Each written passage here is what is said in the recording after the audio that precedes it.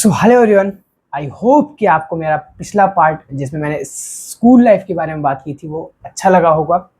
So let's start this second part जिसमें मैं JEE preparation और 11th-12th कैसे मैनेज किया, उसकी एक्सपीरियंसेस, उसके बेस्ट थिंग्स जो मैंने किए थे और जो मिस्टेक्स की थी उसकी बात करूँगा इस वीडियो में। सो यार लेट्स गेट स्टार्टेड। सो यार देखो, जेई स्टार्ट करने के लिए तुम्हारे पास 4 तरीके हैं। पहला कि तुम भाई एक डमी स्कूल में एडमिशन कराओ और एक स्ट्रक्चर्ड ऑफलाइन या ऑनलाइन कोचिंग में एनरोल हो जाओ और 2 साल कंसिस्टेंटली प्रिपेयर करो एंड अपना बेस्ट आउटपुट लाओ। सेकेंड वे है जिसमें आपका स्कूल ही जे ओरिएंटेड हो, आप उसके हिसाब से पूरा प्रिपरेशन करो, 2 साल में अपना बेस्ट आउटपुट लाओ कंसिस्टेंटली मेहनत करके। थर्ड जो वे है वो है कि आप स्कूल एक रेगुलर ज्वाइन कर लो बट आप उसमें अपसेंट हो रहे हो, लाइक आप वीक में 1 बार जा रहे हो, 2 बार जा रहे हो एंड नेग्लेक्ट कर रहे हो स्कूल क्लासेस को और आप किसी ऑफलाइन या ऑनलाइन लाइक कोचिंग में इनरोल्ड हो, स्ट्रक्चर दे के तैयारी कर रहे हो। बट यार इस केस में आपको स्कूल का फीस लाइक आपको बहुत ही लाइक रिग्रेट लगेगा फिल करने में, क्योंकि आप स्कूल जा भी नहीं रहे हो और वहाँ पढ़ भी नहीं रहे हो पर फिर भी आपको फीस पे करना पड़ेगा। इसलिए यार ये ऑप्शन बहुत ही वर्स्ट कंडीशन में चूज़ करना।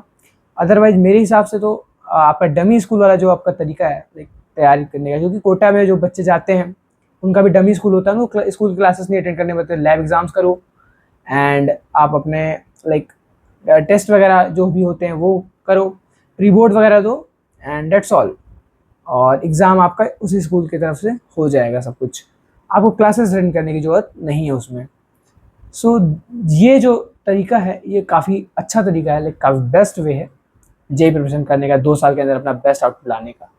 लास्ट ऑप्शन है भाई, अगर आपको स्कूल अटेंड करना है 2 साल कंसिस्टेंटली और तो यार उसके लिए आपको फिर 1 साल का ड्रॉप भी लेना पड़ेगा, क्योंकि यार उससे आपका बेस्ट आउटपुट नहीं आ पाएगा 2 साल के प्रिपरेशन से, क्योंकि आप आधा टाइम अपने स्कूल में दे रहे हो और 50% केवल जेई को डिवोट कर रहे हो, तो ऑफकोर्स आपका यार बेस्ट आउटपुट 2 साल में तो नहीं आ पाएगा, इसलिए आपको ड्रॉप लेना पड़ेगा एंड अगेन 1 साल 11th और 12th की चीज़ें जेई ओरिएंटेड वे में पढ़नी पड़ेगी, स्ट्रक्चर्ड वे में, सो जिससे कि आपका बेस्ट आउटपुट आ पाए जेई मेंस और जेई एडवांस में।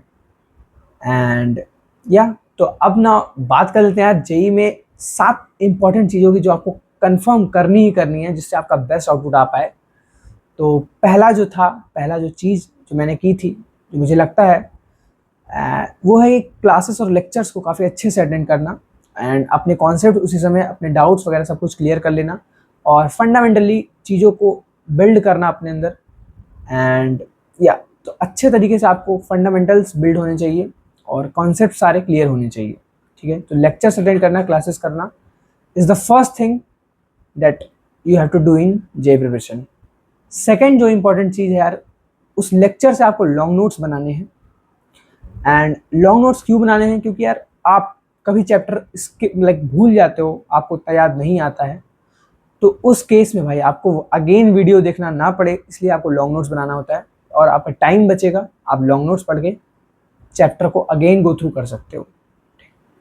थर्ड चीज़ है इम्पॉर्टेंट कि आप भाई डीपीपी को सॉल्व करो। डीपीपी यानी डेली प्रैक्टिस प्रॉब्लम, जो कि आपके लेक्चर्स और क्लासेस पे डिपेंड होते हैं एंड जो कॉन्सेप्ट्स, जो चीज़ें आपने पढ़ी हैं उस दिन, उसके ऊपर जो एप्लीकेशन बेस्ड क्वेश्चंस जो बनेंगे वो होते हैं डीपीपी में।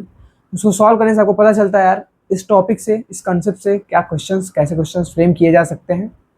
तो यार it is very important to do the daily practice problem. Again fourth important चीज़ की मैं बात करूँ तो शॉर्ट नोट्स बनाना इज़ वेरी इंपॉर्टेंट, क्योंकि आपको चैप्टर को 5 से 10 मिनट के अंदर अगर रिवाइज करना हो तो शॉर्ट नोट्स इज़ बेस्ट। आपको 2 पेज के अंदर बनाना होता है शॉर्ट नोट्स को, 2 से ढाई पेज के अंदर कॉम्पैक्ट वे में। और शॉर्ट नोट्स आप बनाओ चैप्टर के एंड होने के 1-2 हफ्ते बाद, जब तक आप कुछ ना कुछ चीज़ें भूल चुके हो। आपको उसमें वो चीज़ें लिखनी है जो आपको मेमोराइज करनी पड़ रही हैं, जो आप भूल सकते हो, जो आपको लग रहा है कि आगे चल के आप भूल जाओगे, वो सब चीज़ें शॉर्ट नोट्स में रखो एंड या शॉर्ट नोट्स से ही रिवाइज करो चैप्टर्स को। अगर किसी मोमेंट में आपको लगता है यार चैप्टर का फील नहीं आ रहा है या चैप्टर आप स्किप सा लगता है आपको, तो अगेन आपको फिर लॉन्ग नोट्स में जाना है और आपका टाइम बच जाएगा, क्योंकि आपको वीडियो नहीं देखना पड़ेगा अगेन, ठीक। नेक्स्ट जो फिफ्थ इंपॉर्टेंट चीज़ है जो कि आपको करना है is revision. Revision is very important. अगर आप रिवीजन नहीं करोगे तो आप बार बार चैप्टर आपके दिमाग से पूरा स्किप हो जाएगा। तो रिवीजन बहुत इंपॉर्टेंट है। वीकली रिवीजन करो, जो उस वीक में सब कुछ जो पढ़ा है उसको रिवाइज करो। शॉर्ट नोट से रिवाइज करो, नहीं समझ में आ रहा है, नहीं फील आ रहा है तो लॉन्ग नोट से अगेन रिवाइज करो, और रिवीजन कंटिन्यूसली करते रहो, जिससे कि जो चीज़ पढ़ा है वो स्किप ना हो। नेक्स्ट जो सिक्स्थ इंपॉर्टेंट चीज़ है जो आपको करनी है वो है PYQ सॉल्व करना। PYQ सॉल्व करने से आपको कॉन्फिडेंस आता है, आपको समझ में आता है कि भाई ये सवाल अगर मैं कर पा रहा हूँ तो इसका मतलब अगर एग्ज़ाम में ऐसे सवाल आएंगे, क्योंकि जो एग्ज़ाम में वैसे ही सवाल आएंगे तो मैं सॉल्व कर लूँगा। एंड ऑल्सो आपको पता चलता है यार एग्जाम में, रियल एग्जाम में क्या क्वेश्चंस, किस टाइप के क्वेश्चंस बनते हैं PYQ लगाने से। PYQ यार 10-15 साल 20 साल जितने पुराने जितना कर सको PYQ मस्ट है, वेरी इंपॉर्टेंट। लास्ट इंपॉर्टेंट चीज़ की बात करूँगा, मॉक टेस्ट देना, क्योंकि मेन आपका जो परफॉर्मेंस है उसी से पता चलता है। जब आप 3 घंटे वैसा इन्वायरमेंट बना के बैठते हो जिसमें कोई डिस्टर्बेंस नहीं और प्रॉपर जे ओरिएंटेड आप उस मतलब उसमें दोगे टेस्ट, एंड आपका जो स्कोर आएगा उससे आप उसको एनालाइज जब करोगे तो आपको पता चलेगा कि आपके वीक पॉइंट्स हैं, क्या कॉन्सेप्ट आपके वीक रह गए हैं, क्या चीज़ में आपको ज़्यादा फोकस करना है, एंड कैसे कैसे क्या इंप्रूव करना है, टाइम मैनेजमेंट वगैरह सवाल लगाते हुए किसको कितना, कौन सब्जेक्ट को कितना टाइम देना है, ये सब कुछ आप उससे सीख जाओगे और आपको पता चल जाएगा आपका बेस्ट तरीका क्या है टेस्ट को अटेंड करने का। ओके, तो इन सब चीज़ों के बाद मैं एक और चीज़ डिस्कस करना चाहूँगा कि आप भाई बोले थे कि आप बताओगे कि 11th-12th साथ में कैसे मैनेज करना है। तो देखो, अगर आप जेन्युइनली अगर आप जेईई में अच्छे से प्रिपेयर कर रहे हो तो आपका फिजिक्स केमिस्ट्री मैथ का हो गया, बस आपको लिखने आना चाहिए स्टेप बाय स्टेप कि आपने सवाल को सॉल्व कैसे किया। CBSE वही पूछती है कि भाई आप तुम दिखाओ स्टेप बाय स्टेप कि how you have approach the problem and how you have find the solution. So या आपको जेई में आप शॉर्टकट में आंसर निकाल देते हो, बट CBSE बोर्ड एग्जाम्स में आपको बस वही चीज़ें स्टेप बाय स्टेप लिखनी होती है बस। तो आपका फिजिक्स केमिस्ट्री मैथ जो मेन सब्जेक्ट्स है वो जेई से ही प्रिपेयर हो जाएगा और बोर्ड अपने आप उसमें हो जाएगा। अदर सब्जेक्ट जो होते हैं वो आप 1 वीक पहले 2 वीक पहले पढ़ लिए, फ्रेम करके क्वेश्चंस को बना के लिख दिए, एग्जाम में हो जाएगा, इट इज़ वेरी ईजी। तो अदर सब्जेक्ट्स के लिए इतना यार तुम्हें स्ट्रेस लेने की जरूरत नहीं है। जो मेन सब्जेक्ट्स थे मैथ फिजिक्स केमिस्ट्री वो तुम्हारे जेई से प्रिपेयर हो जाएंगे, तो स्कूल का बोर्ड्स का ऐसा टेंशन लेने की जरूरत नहीं है, वो अपने आप बाई प्रोडक्ट हो जाएगा। तुम बस जेई प्रिपरेशन पे फोकस करो अच्छे से। ओके, हाँ, तो नाउ अब मैं थोड़ा बताना चाहूँगा कि यार मेरे प्रिपरेशन में क्या चीज़ें हुई थी और मैंने कैसे क्या चीज़ मैनेज की थी और क्या चीज़ें मैंने की थी। सो यार मेरा 11th में कोविड टाइम था, उस समय PW के बैचेस नहीं आते थे लाइक जो अभी आते हैं, तो उसके अगले साल 12th में बल्कि बैचेस आए थे तो मैंने लिया भी था। पर 11th में मैंने यूट्यूब से प्रिपरेशन किया था जेई का, और वैसे स्ट्रक्चर्ड वे में तो नहीं हो पाया था, DBPs नहीं लगाई थी, PYQs नहीं लगाए थे, रिवीजन नहीं किया था, नोट्स नहीं बनाए थे। सो एज सच नहीं हो पाया था 11th में मेरा प्रिपरेशन। स्कूल नहीं जाता था कोविड के, लाइक कोविड का रीज़न दे के मैं स्कूल नहीं जाता था। 11th और 12th में स्कूल नहीं गया हूँ, बस फीस पे किया हूँ और रेगुलर स्कूल में मेरा एडमिशन था। उसकी चीज़ का रिग्रेट आज भी मेरे को है कि मैं काश डेमी स्कूल में होता उस समय, तो मेरा लाइक वो रिग्रेट नहीं रहता मेरे को।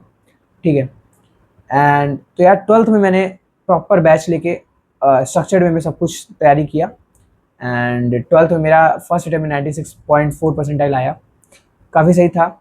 एंड इसको मेरे को इम्प्रूव करना था सेकेंड अटेम्प्ट में, बट मैंने एक बहुत बड़ा ब्लंडर कर दिया दोनों अटेम्प्ट के बीच। मैंने स्टार्ट कर दिया रिसर्च, कॉलेजेस का रिसर्च करना, कौन से कॉलेज अच्छे होते हैं, कौन से लाइक डाउन होते हैं, कौन से टॉप 10 हैं, और क्या कट ऑफ होते हैं, क्या ब्रांचेस होते हैं, कौन से अच्छे ब्रांचेस होते हैं, किसका पैकेज अच्छा जा रहा है, किसका प्लेसमेंट अच्छा हो रहा है। सो ये सब चीज़ें जो रिसर्च जो काउंसलिंग के टाइम करनी होती है बच्चे को, वो मैंने उन दोनों अटेम्प्ट के बीच के जो टाइम मिला उसमें स्टार्ट कर दिया। सो ये एक बहुत बड़ा ब्लंडर था जिससे मेरा परसेंटाइल ड्रॉप हो गया, क्योंकि और बच्चे वो उस समय प्रिपेयर किए होंगे और अच्छे परसेंटाइल के लिए, और मैं उस समय को वेस्ट करके लाइक सेकेंड अटेम्प्ट में मेरा मेरा परसेंटाइल डाउन हो गया।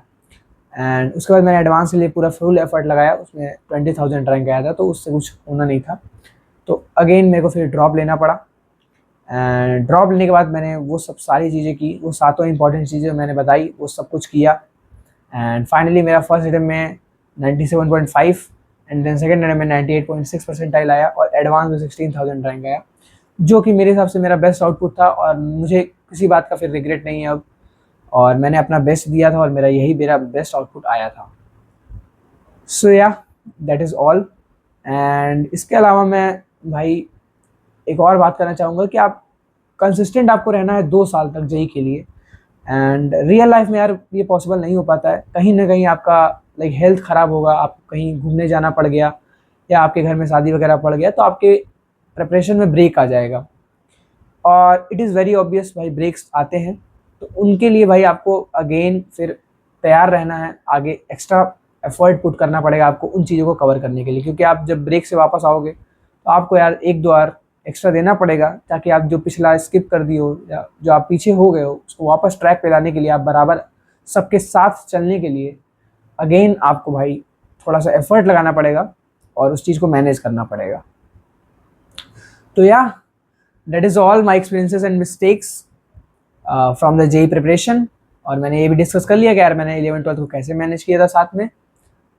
सो मिलते हैं यार अगले पार्ट में, नेक्स्ट पार्ट में, that will be the last part up till now. And उसमें मैं यार कॉलेज के 3 साल जो चीज़ें यहाँ की हैं, जो जो गलतियाँ की हैं, जो बेस्ट चीज़ें की हैं, उसको डिस्कस करूँगा। सो या that is all, thanks for watching.